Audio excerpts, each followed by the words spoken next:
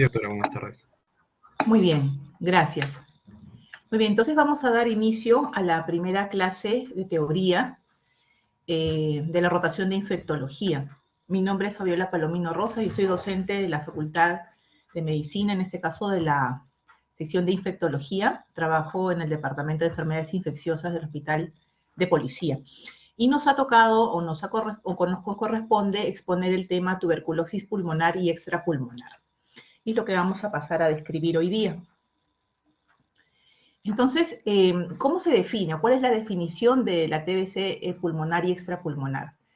Entonces, la definición operacional es aquel caso o todos los casos que bacteriológicamente han sido confirmados o clínicamente diagnosticados que comprometen tanto el pulmón como otros órganos. La piel, pleura, ganglios linfáticos, tubo digestivo, peritoneo, tracto genitourinario, articulaciones, huesos, meninges, es decir, todos los tejidos de la economía del ser humano, del cuerpo, pueden ser infectados por este Mycobacterium, por este Mycobacterium. Bien, entonces es causada por el Mycobacterium tuberculosis, en un 99% produce la infección humana, y el Mycobacterium de la especie bovis en un 1% produce esta enfermedad en el ganado. El complejo Mycobacterium tuberculosis con el úlcera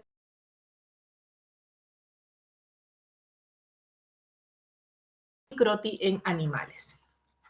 Es Roberto Koch, o el doctor Roberto Koch, médico y microbiólogo alemán, que desarrolla las tinciones que nosotros podemos.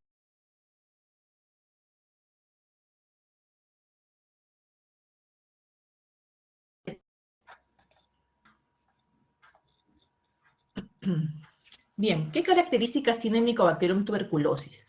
También llamado bacilo de Koch o BK, ¿no? Es lo mismo, son sinónimos. Pertenece a la familia de las Mycobacteriaceae del género Mycobacterium. Es una bacteria ligeramente curva, recta, intracelular obligada, aerobia estricta e inmóvil. Su pared está rica de lípidos. Tiene forma de bastoncillo y mide de 0,5 a 0,3 micras. Resiste la decoloración del alcohol y el ácido. Tiene un crecimiento muy lento, suele durar en los cultivos normales, por ejemplo, de Lowenstein-Jensen, hasta 30 días o 40 días, ¿no? Resiste la desecación, es insensible a detergentes catiónicos y no resiste el calor ni la radiación ultravioleta. ¿Qué pasa con esta infección en el mundo? Estos datos son del año 2019 y para esa época ya había alrededor de 1.5 millones de personas que habían fallecido por tuberculosis, de las cuales alrededor de 250.000 eran personas que tenían coinfección con VIH, o sea, TBC y VIH. También para ese año habían enfermado nuevas personas, o sea, alrededor de 10 millones de personas nuevas con tuberculosis, y de ese gran grupo 1.1 millones eran niños o fueron niños en esa época. Entonces, cada día alrededor de 4.100 personas mueren o fallecen por esta enfermedad, por esta infección, y enferman alrededor de 27.300 personas. Esto es lo que ocurre en cuanto a la epidemiología mundial. En cuanto a la epidemiología a nivel de Perú, lo que tenemos es que se ha mantenido de alguna u otra manera tanto la tasa de morbilidad, de incidencia, durante los años del 2016 hacia el 2019 y 20, que es los últimos registros que hay de pacientes notificados con tuberculosis a nivel nacional. Con respecto a la coinfección de TBC y VIH, sí vemos que desde el año 2018 ha habido un aumento en la presencia o en la notificación de estos casos. Y con respecto a la presencia de pacientes con diabetes y tuberculosis, también ligeramente más alto en cuanto a la comparación con el cuadro de TBC con coinfección de VIH. En caso de los pacientes que son, las personas que son trabajadoras de salud, ¿Y cuántos de ellos se han infectado y tienen o tuvieron la enfermedad de la tuberculosis? Vemos que desde el año 2016 también esto ha ido en aumento.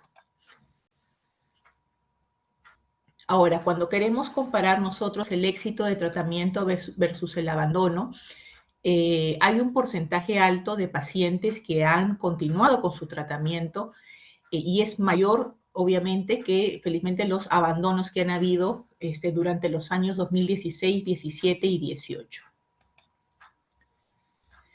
En este mapa, lo que ustedes pueden ver es la incidencia, es la presencia o los casos nuevos notificados a nivel nacional. Y ustedes pueden observar que los casos donde han habido casos nuevos de notificación en su mayoría ha sido en la selva y en Lima y en Ica. Seguimos con la epidemiología en el Perú y este es un cuadro estadístico del año 2015 en donde podemos hacer la comparación de la presencia de esta infección en pacientes varones versus pacientes mujeres. Y el 66% de los casos ocurrieron en los grupos etarios entre 15 y 44 años. Más alrededor del 64% fueron varones los que fueron diagnosticados hasta esa fecha con tuberculosis en general. Y con respecto a qué órganos extrapulmonares son más prevalentemente infectados en cuanto a la casuística nacional, vemos que a la cabeza está la pleura, seguido de ganglios, perdón, meninges, geniturinario, gastrointestinal, geniturinario, osteoarticular, piel y otros. En el hospital de policía incluso tuvimos 2 casos de pacientes con tuberculosis de retina, en pacientes con VIH, con coinfección VIH. Bien, entonces comencemos hablando de la tuberculosis pulmonar, que en realidad para ustedes viene a ser un recordaris de las clases de neumología que ustedes ya han llevado cuando habrán estado en el momento presencial, ¿no? Antes del inicio de la pandemia de marzo de 2020. Bien, entonces la tuberculosis pulmonar corresponde alrededor del 85% de todos los casos de tuberculosis en general. Los pacientes con tuberculosis multidrogo resistente y XMDR son más frecuentes porque estos pacientes suelen tener mala adherencia al tratamiento, es decir, que se les brinda el tratamiento pero no lo toman como se les indica o simplemente no toman el tratamiento, ¿no? La vía de ingreso del bacilo de Koch o del Mycobacterium tuberculosis es por vía respiratoria, a través de las gotitas de flúor que contienen este bacilo, que ya hemos dicho más o menos mide de 0,5 a 0,3 micras, y que pueden estar flotando en estas pequeñas microgotitas que pueden estar en un ambiente donde lo que favorece la transmisión es la poca ventilación, la mala iluminación, las inadecuadas uso de los equipos de protección personal. Todo ello son factores para que si es que en el ambiente están estas gotitas con el bacilo de Koch dentro, puedan transmitirse por vía respiratoria a otras personas. Los síntomas cuando hablamos de tuberculosis pulmonar generalmente son propios del tubo respiratorio. Puede haber tos seca o tos con expectoración, o el paciente también a veces le llama flema, o tos productiva, baja de peso, hiporexia, fiebre, malestar general, dificultad para respirar a pequeños, medianos o grandes esfuerzos, sangrado de la vía respiratoria, diaforesis. Y estos signos y síntomas son más notorios cuando el paciente presenta otras comorbilidades. Por ejemplo, cuando tienen VIH, cuando además tienen diabetes que está mal controlada, o falla renal, o están siendo dializados y estas diálisis no controlan su alteración renal, o pacientes que son trasplantados, o pacientes que toman corticoides, o pacientes que tienen patología reumatológica o colagenopatías, ¿no? Entonces, todo este gran grupo de pacientes que tienen otras enfermedades, pueden tener una o más, y si además tienen tuberculosis, la sintomatología de la tuberculosis pulmonar suele ser muchas veces más florida. Pueden tener los pacientes todos estos síntomas o alguno de ellos. No quiere decir que nosotros vamos a hacer el diagnóstico o descartamos tuberculosis si es que no tiene ninguno de estos signos o síntomas, ¿no? Tenemos que evaluar bien al paciente, además de la anamnesis, el examen clínico y el examen de laboratorio para poder dar el diagnóstico adecuado. Bien, una vez que nosotros ya tenemos en cuanto a tuberculosis pulmonar los signos y síntomas y sabemos de antemano los antecedentes del paciente, sobre todo los antecedentes patológicos, pasamos a corroborar nuestro probable diagnóstico, ¿no? Entonces, cuando estamos hablando de tuberculosis pulmonar, la muestra que tenemos que estudiar para buscar el bacilo de Koch, para hacer la tinción de Ziehl-Neelsen o coloración ácido-alcohol resistente o coloración Barr, que también le llaman, es el esputo, la secreción bronquial, ¿no? Esputo, secreción bronquial, si es que tuvo orotraqueal, obtener esa secreción y hacerle las coloraciones y cultivos respectivos para demostrar la presencia de este bacilo, ¿no? Entonces, la muestra, secreción bronquial o esputo, nosotros podemos hacerle coloración Barr o Ziehl-Neelsen, entonces vamos a observar luego de esta coloración la presencia de estos bastoncillos, que algunos son rectos, otros son curvos, y que son de color fucsia, ¿no? Característicos del bacilo de Koch. Podemos hacer cultivo, o sea, mandamos a cultivar para ver la especie, ¿no?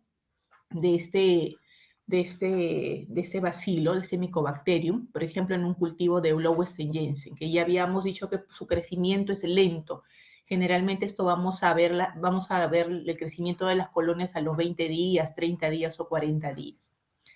Y también podemos, una vez que ya sale el informe, generalmente todas estas muestras en el hospital de policía las enviamos a través de la estrategia de TBC del hospital, en coordinación con el Instituto Nacional de Salud para enviar las muestras y para que haya un control de calidad adecuado. Cuando tenemos el resultado, el Instituto Nacional de Salud a través del NetLab, que es un sistema integrado de información, de resultados en este caso, nos informa la presencia del bacilo de Koch, ¿no? Si es positivo, una cruz, dos cruces, si hay cultivo positivo, Blauweston-Jensen, también nos informa, ¿no? Como ustedes lo están viendo en pantalla. Otra forma de llegar al diagnóstico es hacer la reacción de cadena de polimerasa, ¿no? En este caso de esputo, de secreción bronquial o estamos hablando solo de pulmonar. En tuberculosis extrapulmonar sí vamos a echar mano de otros tejidos que ya paulatinamente les voy a ir comentando. Entonces, cuando hablamos de tuberculosis pulmonar, otro de los exámenes de laboratorio que nos sirven a nosotros para diagnóstico de tuberculosis, podemos hacer reacción en cadena polimerasa de la secreción bronquial o del esputo del paciente, donde han encontrado el BK. También para ver si es que este bacilo es multidrogo resistente o no, podemos hacer MOD o GRIES en el esputo. Y también podemos hacer el examen que se llama GeneXpert.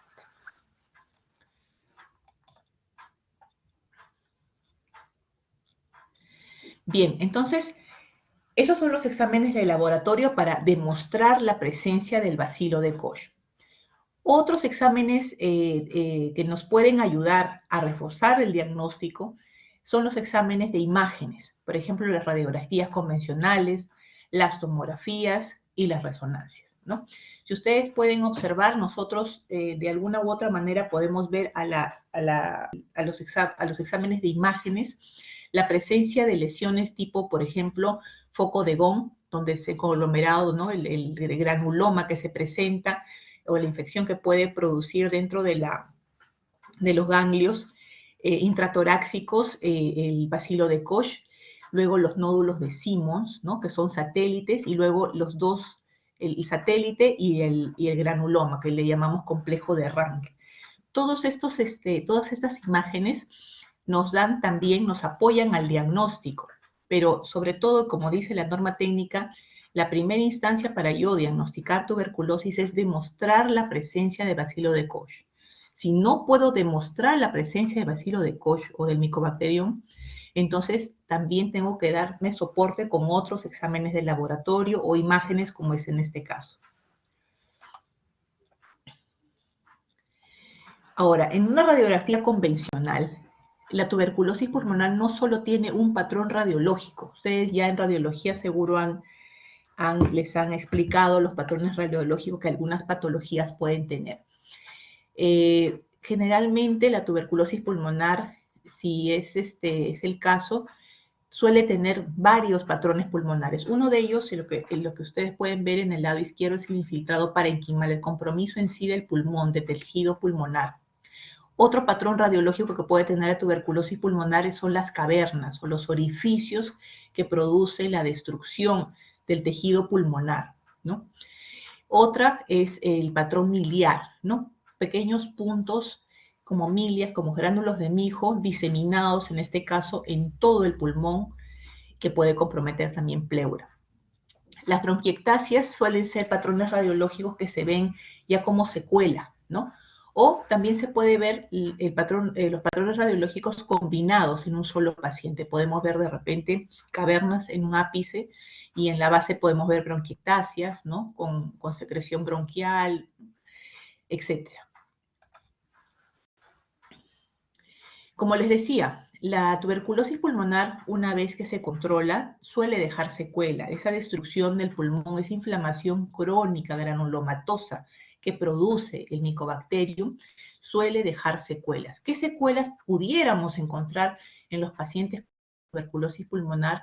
Podemos encontrar bronquiectasias crónicas que pueden sangrar luego, paquipleuritis, que viene a ser el engrosamiento de la pleura, sobre todo por la inflamación crónica que suele tener estos pacientes y lo duradero que es el tratamiento. O sea, nosotros no tratamos, o este bacilo de Koch no se controla con 1, 2 o 3 semanas de tratamiento. Muchas veces son meses, 9, 12, 2 años de tratamiento.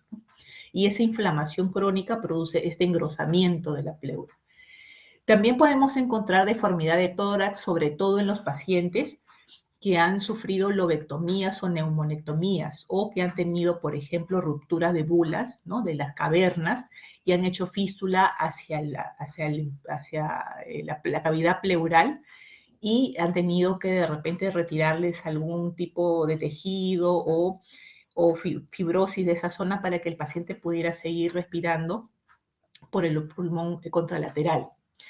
Otra de las secuelas que puede haber, una fístula broncopleural crónica, los empiemas crónicos, entre otros, ¿no? Y la deformación de tórax que ya le mencioné anteriormente. Puede ser por la misma lobectomía o por la cicatrización o la fibrosis que queda luego de la curación de este tejido, ¿no?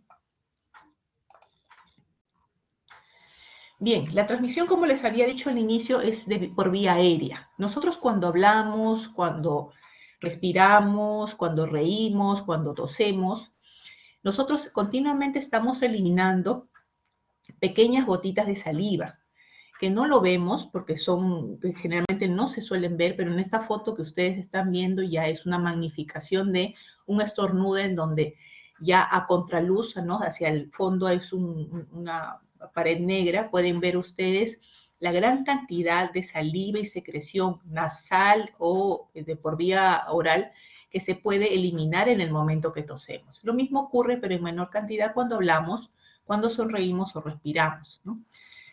Entonces, el bacilo de Koch, como les había dicho anteriormente, por su tamaño suele estar en estas pequeñas gotas que nosotros eliminamos cuando hacemos estas actividades, ¿no? Una persona dice con TBC activa, o sea, con la tuberculosis en sí, puede contagiar al toser, estornudar, hablar, cantar o gritar.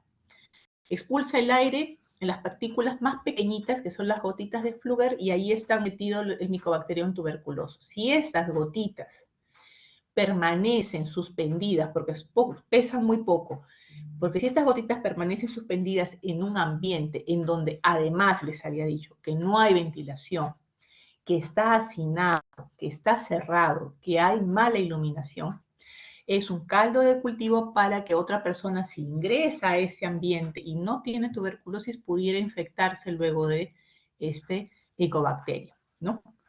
Ahora, lo que sí es cierto es que no todo paciente que se expone a un paciente con tuberculosis se va a infectar. Por eso es que es importante que además de que en los lugares no estén hacinados haya una buena ventilación, un buen flujo de aire como factor de riesgo, como factor de protección para el personal de salud, así como también el personal de salud debe usar adecuadamente los respiradores. Los respiradores los usamos nosotros, el personal de salud, no el personal, los pacientes. Los pacientes tienen que usar las mascarillas quirúrgicas, de triple pliegue, ¿no? Entonces, eso hace que, por más que estemos en un ambiente donde pudiéramos contaminarnos o infectarnos, no ocurra ello.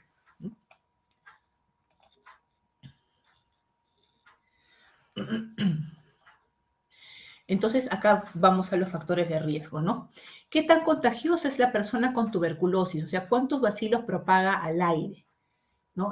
Habíamos dicho, mientras habla, en una cantidad menor, si comparamos a una persona que está estornudando, como hemos visto en la foto anterior, ¿no?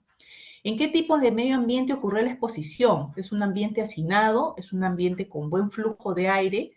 ¿Con buen recambio de aire? ¿O no? ¿Está bien ventilado o no? ¿Los techos son altos o no? ¿Hay tubos de presión negativa o no? Entonces, es muy importante en la zona donde estemos trabajando para verificar y no exponernos o exponernos, pero con un equipo de protección personal respiratorio adecuado. ¿Qué tan prolongada fue la exposición?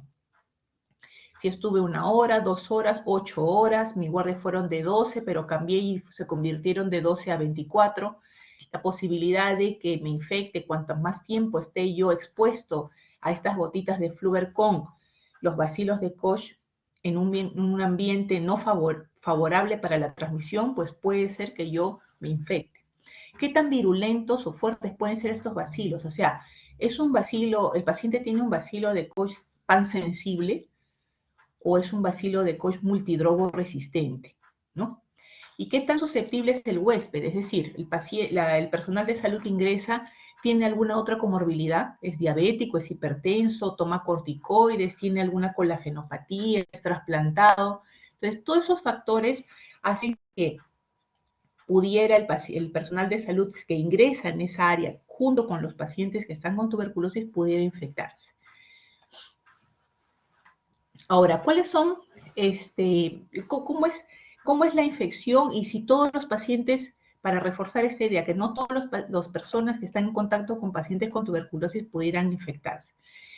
Entonces, tenemos a una persona que está expuesta a TBC, a pacientes con tuberculosis. Del 70 al 90% no suelen infectarse y solo un 10 a 30% se infecta. Ahora, de este grupo, un 90% suele tener una tuberculosis durmiente o la que le llamamos latente también, ¿no? Que evoluciona bien sin la enfermedad y no hay infección de esa persona hacia otras personas. Pero si esta tuberculosis latente en el transcurso de tiempo que el paciente se convierte en paciente diabético, comienza a tomar corticoides, tenga un accidente, sea trasplantado, en el transcurso del tiempo ya tiene insuficiencia renal, es decir, otras comorbilidades, este bacilo de Koch que ha estado latente, guardadito, cerradito en su granuloma, protegido y que nuestros tejidos han evitado con una serie de transformaciones celulares de que se salga de este granuloma, suele debilitarse nuestro sistema inmune y esta tuberculosis latente se convierte en una tuberculosis activa en un 10%. Y aquí sí el paciente está enfermo, o sea, tiene la enfermedad. La infección ya es enfermedad. Y si está expuesto, sobre todo a otras personas, puede estar contagiando a otras a través del momento del estornudo, del momento de la respiración, etc.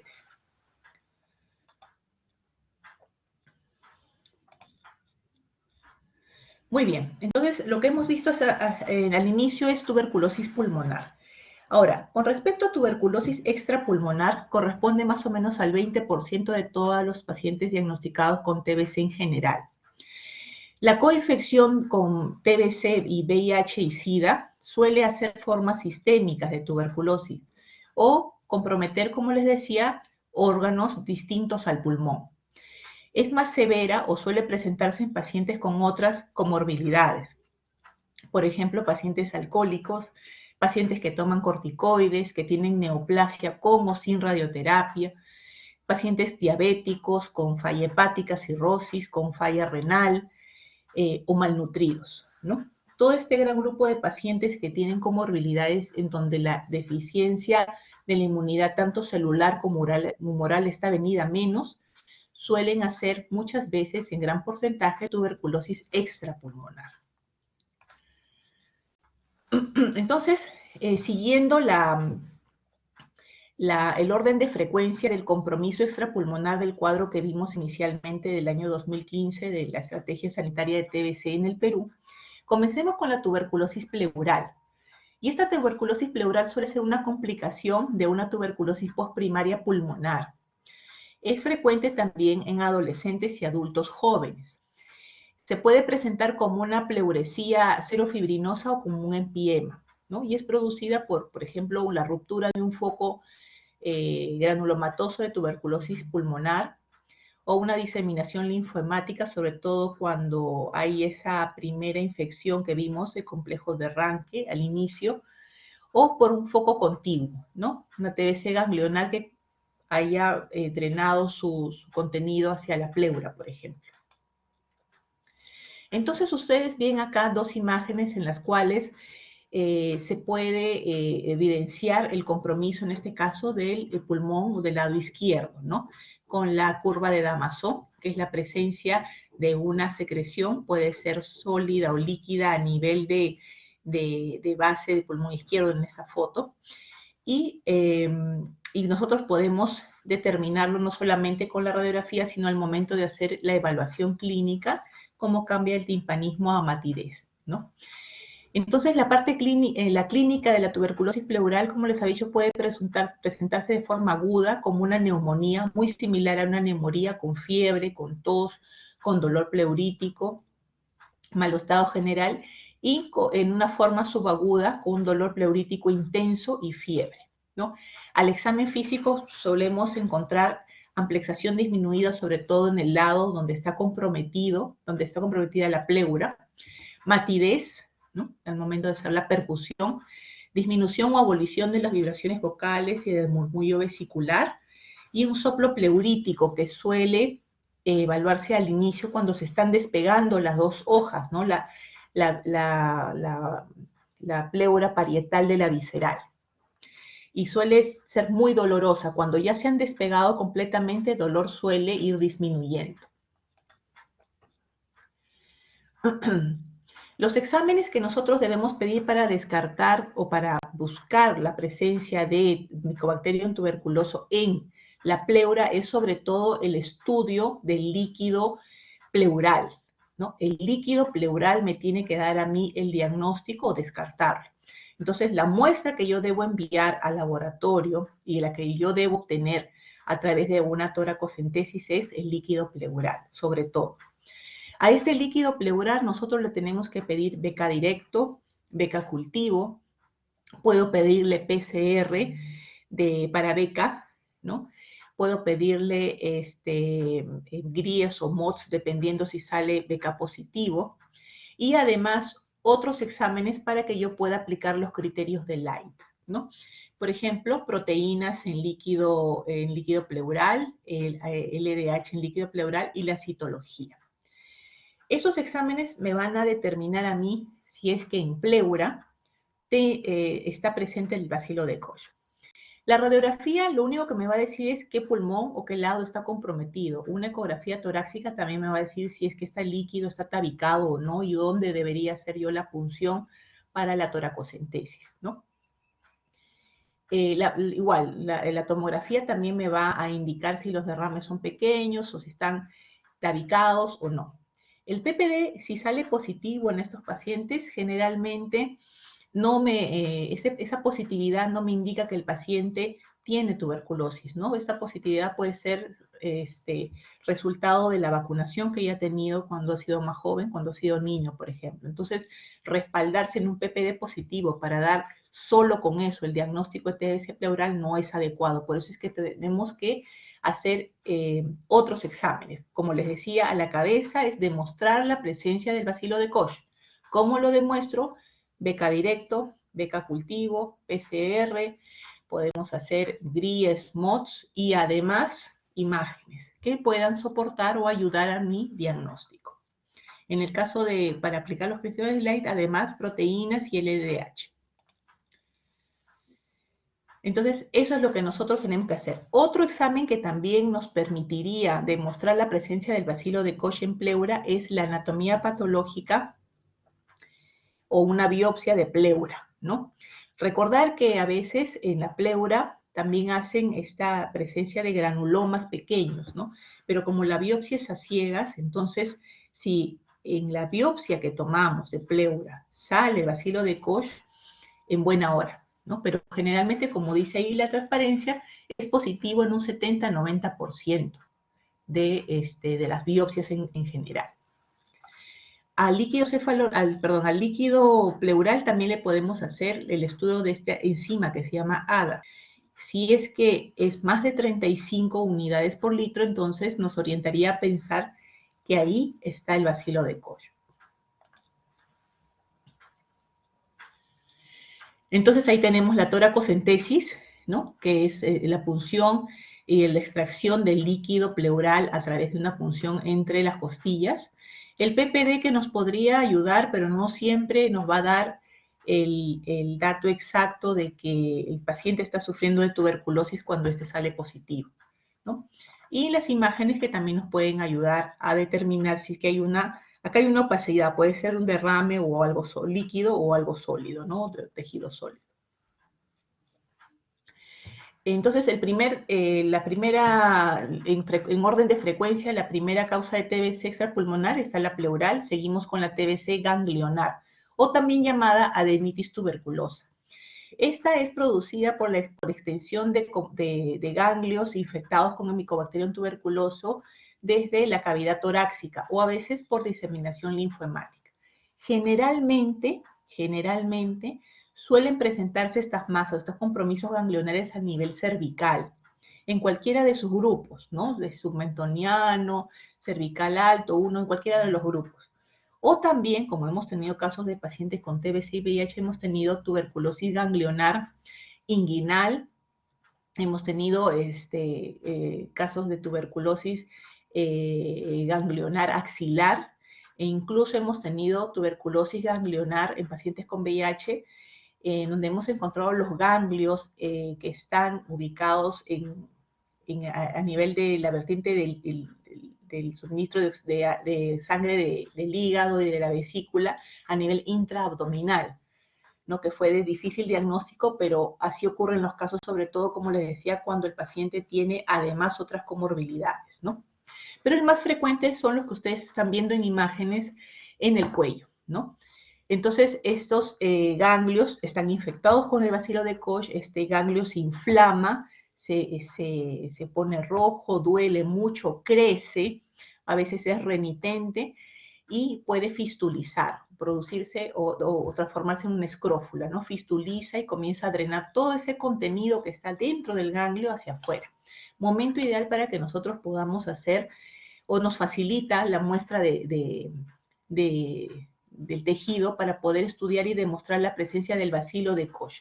Pero si no ha fistulizado y lo vemos así como están, entonces lo indicado es nosotros, para hacer el diagnóstico, además de la clínica, tomar una muestra de tejido, ¿no? Una biopsia. Puede ser por incisión o por escisión, ¿no? Incisión es cuando tomamos una pequeña muestra de toda la masa, y por escisión es cuando sí es que logramos sacar toda la masa en sala de operaciones en buena hora, ¿no? Entonces, para yo saber si ese ganglio que está inflamado, con signos de flebosis, eritematoso, etcétera, es por TBC ganglionar, mi primera conducta es, además de evaluar al paciente, es determinar si podemos hacer una biopsia en ese ganglio, y si podemos hacerla, la realizamos. Tomamos una muestra de tejido y lo enviamos a anatomía patológica, con la finalidad de determinar si hay granulomas tuberculoides con calcio, que es característico, ¿no? Como les decía, el cuerpo, cuando se ve agredido por este bacilo, va a comenzar a desplegar todo su sistema inmunitario para encerrar a través de un granuloma a este bacilo. impedir su replicación y por lo tanto impedir que vaya infectando otros tejidos, ¿no? Y aquí algunas células se transforman, ¿no? Encontramos calcium, encontramos macrófagos activados, encontramos fibroblastos, encontramos células epitelioides, etcétera. Todo este gran grupo de células se agrupan para formar un granuloma. Y este granuloma, de alguna u otra manera, visto desde afuera, porque este es un corte, visto desde afuera es como si fuera una cárcel para el bacilo, para evitar que se libere y se infecte otros tejidos. Entonces, la finalidad mía es tomar una muestra del ganglio para mandarlo a anatomía patológica y ver el granuloma. Y también esa muestra puedo mandarlo a un beca directo para hacerle coloración Sil-Nielsen o BAR, ¿no? O coloración BK también llamada así. Y para mandar a hacer cultivo, ¿no? Y sensibilidad para determinar si es multidrogo resistente o no. Entonces, eso es lo importante cuando nosotros tenemos cuando estamos pensando en que el paciente pudiera tener una TBC ganglionar. Evaluar y biopsiar para mandar anatomía patológica a cultivo y a beca directo esa muestra de ganglio. También podemos hacer PCR, o sea, reacción cadena polimerasa también, siempre y cuando posiblemente nuestros primeros exámenes hayan salido negativos o no sean concluyentes, ¿no? En tercer orden de frecuencia está la tuberculosis meningia, que también le llaman subaguda, ¿no? Aquí es importante, así como todo compromiso del sistema nervioso central, comenzar el tratamiento rápido, ¿no? Lo más pronto posible por las secuelas que pudiera dejar esta infección, ¿no? Suele ser muy frecuente en pacientes con VIH y también puede haber, además de compromiso meningio, de otros tejidos que están protegiendo el sistema nervioso central y periférico, por ejemplo, compromiso vertebral, ¿no? Lo que llamamos mal de Pot. Este puede ser producido tanto por el Mycobacterium tuberculosis o la especie bovis, ¿no? Y se desarrolla en dos fases. Una con diseminación hematógena y la otra cuando se disemina, pero hacia el espacio subaracnoideo y ventricular. Ahora, la clínica de una infección meningia es muy similar a las bacterianas y a las virales. La diferencia la va a ser el estudio del líquido cefalorraquídeo, ¿no? Entonces, en una tuberculosis meningia o subaguda podemos encontrar fiebre, podemos encontrar cansancio, cefalea, baja de peso, vómitos, rigidez de nuca, trastorno del sensorio, alteraciones de pares craneales, convulsiones, síndrome de hipertensión endocraniana, etc. Sobre todo sospecharlo en pacientes donde ya han tenido problemas neurológicos de forma subaguda o un tiempo antes, y más aún si es que tienen otras comorbilidades que ya hemos señalado.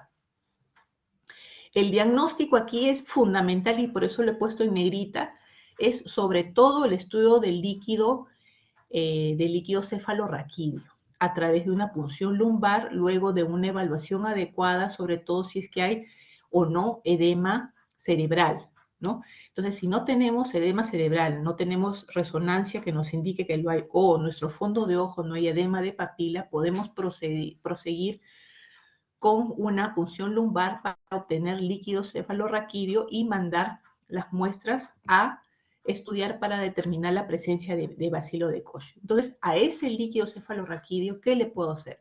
Igual, beca directo, beca cultivo, PCR en BK, ADA, y además otros exámenes para hacer diagnóstico diferencial.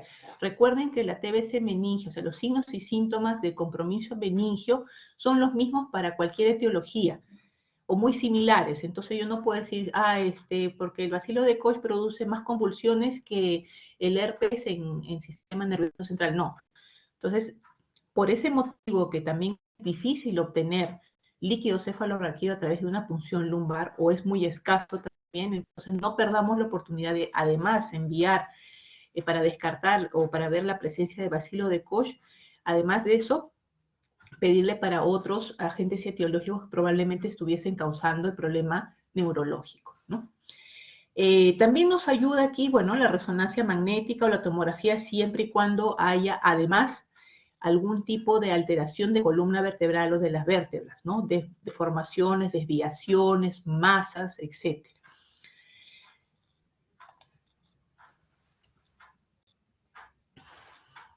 Bien, este es un cuadro comparativo de las características del líquido cefalorraquídeo.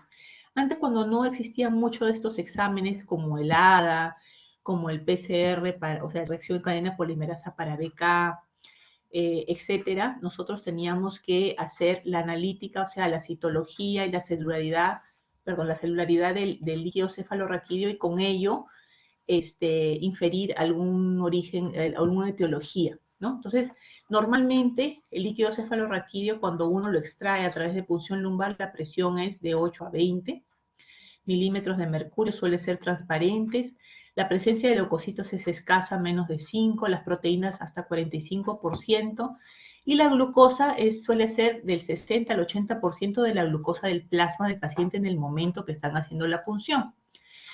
En cambio, la bacteriana, cuando nosotros sacamos líquido cefalorraquídeo a través de la punción lumbar, la presión de apertura es alta, uno va a sentir una resistencia para poder obtener el líquido cefalorraquídeo en el momento que metemos o introducimos la aguja para la punción lumbar. El aspecto en la bacteriana suele ser turbio. La celularidad la vamos a encontrar incluso en más de 10.000, siempre predominio de polimorfo nuclear, y es ahí donde nos ayuda, nos orienta a la etiología y al tratamiento, ¿no? Las proteínas más de 500 y la glucosa casi consumida, ¿no? Menos del 40% de la glucosa del plasma del paciente, ¿no? La presencia de virus, el líquido cefalorraquídeo, la presión no suele diferir de la normal, el aspecto es claro, pero aquí sí la presencia de leucocitos es alta, pero a predominio no de polimorfo nuclear, sino de mononucleares, ¿no? Proteínas hasta 100 y la glucosa también puede estar disminuida como puede estar normal. En una tuberculosa o es un líquido cefalorraquídeo de origen tuberculoso, la presión está alta y el aspecto es antocrómico, ¿no? Un amarillento medio viejo, medio turbio. También a predominio las células leucocitos a predominio mononuclear con proteinorraquia y glucosa baja. Igual ocurre con hongos, muy similar a la de TB y a las neoplasias, sobre todo cuando nos comparamos la presencia de proteínas y glucosa.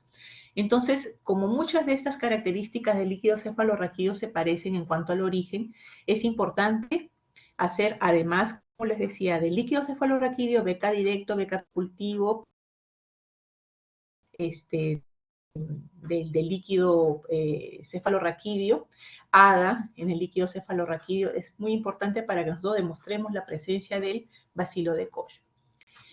¿Qué otras enfermedades pueden darme un cuadro muy similar a la TBC meningia? Puede ser TBC por otras enfermedades granulomatosas como brucela, como hongos, sarcoidosis, enfermedad de Behçet, lupus o carcinomatosis, ¿no? Otra causa u otro tipo de TBC extrapulmonar es la tuberculosis intestinal, peritoneal o intestino peritoneal, ¿no? Entonces, aquí es una enfermedad regional crónica, ya sabemos, granulomatosa, que puede comprometer tanto el tubo digestivo solo, o el peritoneo solo, o ambos, ¿no? En estos casos, nosotros vamos a tener dos formas clínicas. Una forma clínica, sobre todo cuando hablamos de tuberculosis intestinal, una forma clínica ulcerada, en donde lo que va a marcar en la clínica es el sangrado y el dolor abdominal. Y otra forma clínica que es la hiperplasia crónica, que es una masa, ¿no? Que simula incluso, la clínica simula una obstrucción parcial de intestino, ¿no? Entonces son dos formas clínicas que puede presentarse la tuberculosis intestinal. Y para la tuberculosis intestinal, ¿cómo yo hago diagnóstico? Entonces lo importante aquí, van a haber signos y síntomas como dolor abdominal, náuseas, vómitos, rectorragia, si es que es ulcerativa, o signos de obstrucción parcial de intestino, si es que es la forma hiperplásica. Entonces, ¿cómo yo puedo hacer el diagnóstico? Y lo importante de esto es la presencia, el estudio de si es que es posible hacer una endoscopía baja para poder visualizar la obstrucción o la úlcera y tomar biopsia de ese tejido, ¿no? Y a ese tejido, una vez que le hemos tomado una biopsia, tenemos una muestra, hacerle beca directo, si podemos hacer beca cultivo o PCR, ¿no? Para poder determinar la presencia de bacilo de Koch. En la tuberculosis peritoneal, aquí no es tanto el sangrado, ni la obstrucción, ni el dolor abdominal, sino lo que predomina es la ascitis, la distensión abdominal por la presencia del líquido que es producto de la irritación del peritoneo por este bacilo de Koch. Entonces, aquí lo que nosotros podemos hacer para demostrar la presencia del bacilo de Koch es estudiar el líquido ascítico a través de la realización de una paracentesis. Sacamos líquido del abdomen a través de una punción con unos reparos especiales que ustedes seguro en cirugía o en medicina ya les han explicado, hacer una línea imaginaria entre el ombligo y la espina ilíaca anterior superior, dividirlo entre 3 y la unión del tercio medio con el tercio externo en forma perpendicular, y si es que no ha habido cirugía previa en esa zona, poder ingresar un catéter especial para poder obtener líquido ascítico. Y a ese líquido ascítico pedirle los mismos exámenes, beca directo, beca cultivo, PCR-BK, ADA, y lo que ven ahí para poder hacer, para poder determinar si es exudado o trasudado, ¿no? La bioquímica, proteínas, albúmina, LDH, recuento de leucocitos, celularidad, recuento leucocitario, glucosa, etc. Bien, ahí tienen ustedes una paracentesis en un paciente con gran distensión abdominal, luego de ubicar y hacer pulsar en el reparo que hemos indicado, extraemos líquido para poder estudiar, ¿no? Y aquí lo que ustedes ven a la derecha de su imagen es una laparoscopía, ¿no? Han ingresado un laparoscopio y a través de la luz que emana ese laparoscopio podemos ver estas masitas blanquitas que le llaman gránulos de mijo, ¿no? Que son los granulomas que están sembrados en todo el peritoneo, ¿no? Aquí en estos casos, ¿qué podemos hacer para ver la presencia de que en estos tejidos blanquecinos está el bacilo de Koch? Tomar una biopsia, ¿no? Tomar una muestra de este tejido y hacerle beca directo, beca cultivo, PCR-BK, GeneXpert, etcétera. Todo lo que hemos venido repitiendo como exámenes que se tienen que hacer para demostrar la presencia del bacilo de Koch. Entonces, para determinar o para estudiar, para descartar TBC intestinal, aquí en negrito les he puesto, ¿no? Colonoscopía más biopsia de lesión, para anatomía patológica, baciloscopía, cultivo de hilo distal o ciego. Eso es lo fundamental. Podemos hacer beca directo en ese, bueno, en buena hora si es que sale positivo, pero puede que salga negativo. Radiografía contrastada de vario, tomografía, ecografía, puede dar datos inespecíficos, pero este último que está en negrito, eso es lo que nos va a ayudar a definir si es que el bacilo de Koch está en ese tejido o no lo está. Y cuando hablamos de peritoneal, ¿cuál es nuestra muestra? Acá nuestra muestra es el líquido ascítico, ¿no? El estudio del líquido ascítico, o en el caso de una siembra peritoneal intensa, a través de una laparoscopía, la biopsia, ¿no? La presencia, la toma de muestra de este tejido para demostrar la presencia de bacilo de Koch. Otro tipo de tuberculosis extrapulmonar está la TSG genitourinaria, que suele comenzar en la corteza renal y suele ir bajando, ¿no? El compromiso suele ir bajando hacia pelvis, uréteres, vejiga y genitales, incluso puede producir obstrucciones por la cicatrización o la fibrosis ureteral con hidronefrosis, y el diagnóstico sería ideal poder ingresar hasta la zona donde está obstruido, donde están los granulomas a nivel genitourinario.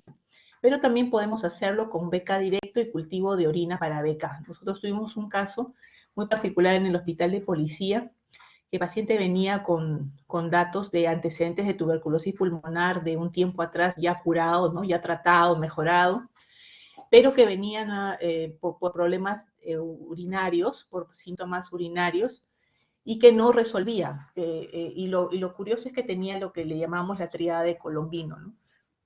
Tenía celularidad, pero no tenía cultivos. Todos los cultivos eran, o sea, las orinas eran asépticas. Entonces, se le pidió además beca directo, beca cultivo de orina y PCR, y salió beca positivo en el beca directo. En cuanto al compromiso geniturinario a nivel masculino, puede haber una implantación directa a nivel por ejemplo, de de epidídimo, de testículos, ¿no? Y en mujeres puede haber afectación de trompas, endometrio, ovarios y puede causar infertilidad en años posteriores. El siguiente tipo de tuberculosis es la tuberculosis osteoarticular, que suele comprometer huesos largos, pero nosotros ya hemos tenido casos en el hospital de policía de pacientes con coinfección con VIH, TB y VIH, que han comprometido huesos cortos, ¿no? Huesos de la mano del pie, del tarso también, ¿no? Otro compromiso de osteoarticular puede ser lo que ya hemos hablado cuando hemos indicado a tuberculosis meningia, es el mal de Pot, ¿no?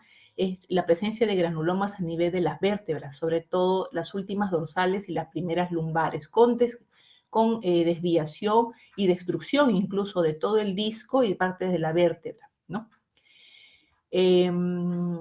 Ahora, la presencia también de estos granulomas pueden extenderse hacia la zona paravertebral produciendo abscesos, ¿no? Abscesos que pueden ir bajando siguiendo el recorrido del psoas hacia el glúteo y pueden ir presentando fístulas en todo ese recorrido, ¿no? Tienen una imagen aquí de una resonancia magnética donde en esta zona prácticamente la vértebra ha quedado destruida y hace que esta destrucción hace que las vértebras que están hacia arriba de esta vértebra destruida y hacia abajo se unan, pero como la parte posterior no está comprometida, este cierre, se puede decir, esta unión de las vértebras de los dos lados de la vértebra comprometida hace que se angule, ¿no? Y prácticamente se rompa la conexión o la guía de la médula, ¿no? Produciendo incluso paraplegia. En estos casos es importante cómo hacemos el diagnóstico.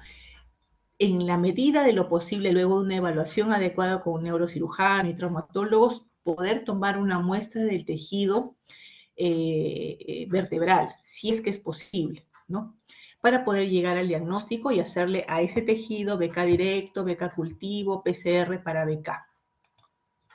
Porque muchas veces ya está tan destruido y más bien a veces la biopsia o el procedimiento suele ser muy, muy complicado. Otra forma de tuberculosis extrapulmonar es la TS miliar, ¿no? Que es producido por la diseminación hemática, puede ser desde pulmón o extrapulmonar hacia otros órganos, suele ser de extremada gravedad, ¿no? Y puede presentarse como incluso una fiebre de origen desconocido por el tiempo largo, por las más de 3 semanas que suele tener fiebre el paciente con temperaturas de más de 38.3 grados Celsius, ¿no? Y es de difícil diagnóstico. Otras localizaciones menos frecuentes, pero que sí hemos logrado ver en el hospital de policía, hemos tenido casos de tuberculosis faringolaringia, que los doctores de cabeza y cuello nos los presentaron alguna vez. Esta sí suele contagiar porque es vía respiratoria, ¿no? Se disemina por vía hemática y el diagnóstico lo hacemos a través de la anatomía patológica de biopsia, ¿no? El estudio del tejido a través de la biopsia, donde le hacemos BK directo y BK cultivo. También hemos tenido dos casos de pericarditis tuberculosa que inicialmente fueron catalogados como insuficiencia cardíaca y el otro caso como un taponamiento cardíaco. Luego de una pericardiocentesis se llegó a tomar la muestra de este líquido y salió ADA elevado y salió BK positivo, ¿no? Se le hizo PCR y también salió positivo. Otro compromiso de órgano es en la glándula suprarrenal, lo que llamábamos enfermedad de Addison, ¿no? Tuberculosis a nivel de la glándula suprarrenal. Y otras menos comunes como la tuberculosis cutánea o úlcera tuberculosa, el coma tuberculoso, el lupus vulgar por tuberculosis verrucosa y lo que les había comentado, la tuberculosis a nivel de retina en pacientes con VIH, por ejemplo. Entonces, para todos los tipos de TB, ya sea pulmonar o extrapulmonar, es importante, y lo que dice la norma técnica es, primero, demostrar la presencia del bacilo de Koch. ¿Cómo yo demuestro la presencia del bacilo de Koch? Con baciloscopías directas, ¿no? BK directo, o también coloración ácido alcohol resistente, o también llamado Nielsen. Otra forma de demostrar es que esa muestra la lleve a cultivar para ver si es multidrogo resistente y para ver la especie de este micobacterio, ¿no? Hay pruebas de sensibilidad como MODS o GRIES o el PACTEC, ¿no? También otra forma de demostrar la presencia de bacilo de Koch en ese tejido o en ese fluido es la reacción en cadena de polimerasa. Para el bacilo de Koch en fluidos o tejidos, porque PCR hay para otro tipo de agente etiológico. En este caso estamos hablando de TBC. En caso de que no podamos demostrar la presencia de BK, ¿qué nos dice la norma técnica? Entonces, demuéstrame la presencia de granulomas con ciertas características, con la presencia de células de Langhans multinucleadas en tejidos. Y esto, además, con la elevación de líquidos del ADA en fluidos, por ejemplo, ¿no? Y además podemos pedir a este paciente GeneXpert para la multidrogo-resistencia de rifampicina, o Genotype para ver si es la especie de Mycobacterium tuberculoso o es Avium complex, por ejemplo, ¿no? Entonces, si no puedo demostrar la presencia de BK, tengo que demostrar señas de granulomas, ADA elevado, GeneXpert o Genotype o otras especies de Mycobacterium. Y también, bueno, que nos refuercen el diagnóstico, radiografías convencionales, resonancias o tomografías. El PPD, un PPD positivo no me da diagnóstico por sí solo. Puede ser, como les decía, el recuerdo de la vacuna que recibió el paciente. El interferón gamma o el cuantiferón sí nos podría ayudar a pensar en tuberculosis latente, ¿no? Entonces, otra cosa muy importante que ustedes tienen que tener en cuenta es cómo envían ustedes las muestras que toman al paciente, ¿no? Por ejemplo, si ustedes quieren enviar un tejido a anatomía patológica o patología, que es lo mismo, y hacer coloración VAR, pueden enviarlo en formol al 10%. Pero si quieren a ese tejido hacerle cultivo de BK o PCR para BK de ese tejido, si lo envían en formol no va a crecer nada. Entonces tienen que enviarlo en cloruro de sodio al 9 por 1000. Y si quieren hacer solamente coloración VAR, manden la secreción bronquial o el esputo o el líquido acítico pericárdico tal cual al laboratorio. Entonces, es importante también en qué medios ustedes mandan la muestra. Porque de repente dice todo es negativo, de repente mandaron una muestra con alguna sustancia o medio de conservación inadecuada y no ha permitido o crecer el germen, en este caso el bacilo, o poder ver bien adecuadamente la anatomía patológica del tejido. Bueno, eso es un cuadro para que ustedes se informen de que esta enzima ADA tiene valores normales en nuestro organismo, pero en los líquidos también. Si está fuera de ese rango, suele ser como primera causa estar elevado en estos líquidos, puede ser líquido acítico, pleural, pericárdico, por la primera causa es tuberculosis y la siguiente es por neoplasias. Entonces, una vez que ya hemos tenido los signos y síntomas del paciente, sabemos que es una TB pulmonar o extrapulmonar, ya sabemos, ya le hemos tomado las muestras adecuadas, ya tenemos el diagnóstico, ahora viene el tratamiento. Y el tratamiento no se hace con una o dos drogas, ¿no? Se hace con 4 drogas. Aquí ya la norma técnica ha cambiado bastante. Antes habían esquemas de tratamiento 1, 2, después 1, 2, 3, después 1, 2, 3 multidrogo resistente, etcétera. Ahora ya la norma técnica se ha estandarizado de la siguiente manera. Tenemos el grupo de pacientes con tuberculosis sin VIH, ¿no? Entonces, primero tenemos que definir si este paciente tiene TBC y VIH o tiene TBC sin VIH. Eso es lo primero que tenemos que saber. Si estamos en el grupo de pacientes con TBC sin VIH, entonces vamos a aplicarle este tratamiento. Siempre y cuando no sea, además, no tenga compromiso miliar, ni de sistema nervioso central, ni osteoarticular. En estos casos el tratamiento es de 6 meses. 2 meses con 4 drogas que ustedes ya conocen, isoniazida, rifampicina, piracinamida y etambutol. Y la segunda fase, 3 veces por semana, 4 meses, con isoniazida y rifampicina. Entonces, que quede claro que los pacientes que tienen tuberculosis, no tienen VIH y no tienen compromiso del sistema nervioso central, miliar y osteoarticular, su tratamiento es 6 meses. 2 meses intensivo diario con 4 drogas y la segunda fase 4 meses con 2 drogas. El otro tratamiento son los pacientes que tienen tuberculosis extrapulmonar con compromiso del sistema nervioso central u osteoarticular.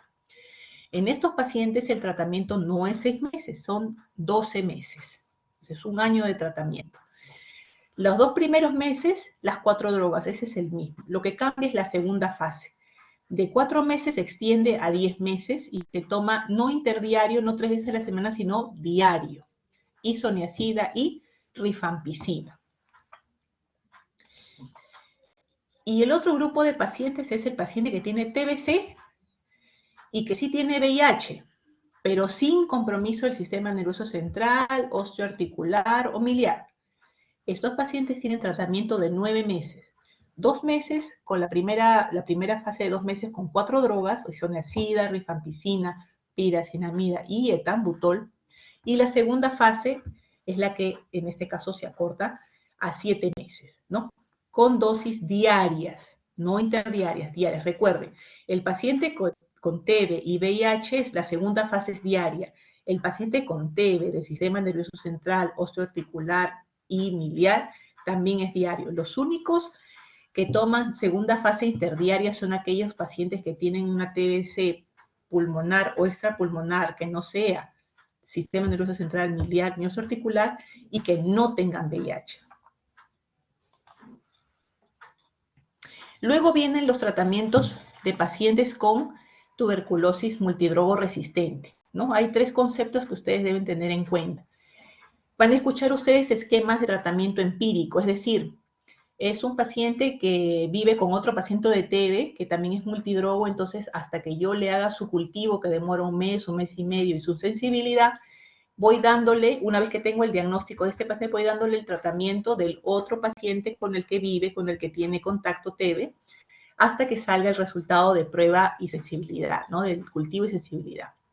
El estandarizado es aquel paciente que ya tiene un cultivo positivo, pero que aún no tiene su prueba de sensibilidad. O sea, no sabemos que es cultivo, es Mycobacterium tuberculosis, que es multidrogo resistente, pero no sabemos qué otras drogas es resistente o sensible, ¿no? Le damos un tratamiento estandarizado. Y el tratamiento o el esquema individualizado es aquel paciente que ya le hicimos su cultivo, ya le tomamos la muestra de sensibilidad y los 2 resultados han llegado, ¿no? Es un paciente con multidrogo resistencia que tiene un Mycobacterium tuberculosis que es resistente a isoniazida, rifampicina, pero de repente es sensible a pinazinamida, etambutol, etionamida, cicloserina, y yo armo un esquema de tratamiento con los fármacos de primera o segunda línea que quedan sensibles para poderle ofrecer al paciente, ¿no? Otra cosa muy importante es que el paciente con tuberculosis que comprometa serosas se le pueda brindar además corticoide por el primer mes de tratamiento, ¿no? Entonces dice, pacientes con tuberculosis miliar o compromiso de serosas, ahí están las tuberculosis articulares, de pericárdicas, pleurales, peritoneales o enterales, etcétera, pueda yo brindarle corticoide hasta 1.5 por kilo por día el primer mes, o también le puedo dar corticoide al paciente que está en tratamiento TB cuando tiene RAFA, reacción adversa a fármaco antituberculoso.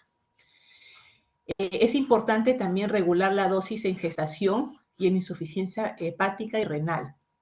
Y también no se olviden que cuando el paciente esté llevando dentro de su tratamiento de TB isoniazida y cicloserina, nosotros debemos brindarle al paciente tiroxina, ¿no? Para evitar la neuropatía en 50 miligramos. Y si ya hizo neuropatía con isoniazida, con cicloserina, solo le aumentamos la dosis de piridoxina o vitamina B6, ¿no?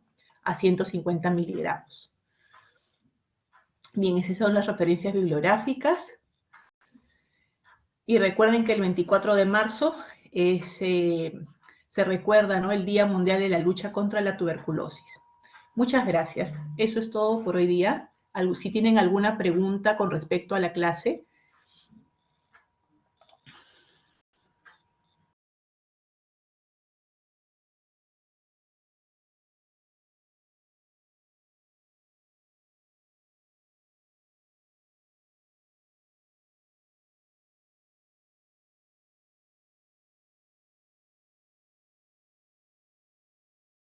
¿Todo claro? Nevado me dice todo claro. ¿No hay alguna pregunta, alguna aclaración de repente para dar por terminado hoy día la clase, la primera clase teórica de la rotación de infectología?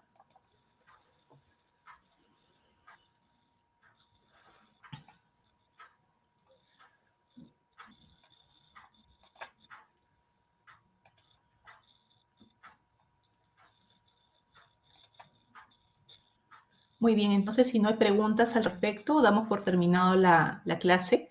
Espero que haya sido de su provecho. Si es que hay alguna inquietud de repente en las siguientes clases o en el momento de práctica podamos absorber la misma. Muchas gracias. Buenas tardes.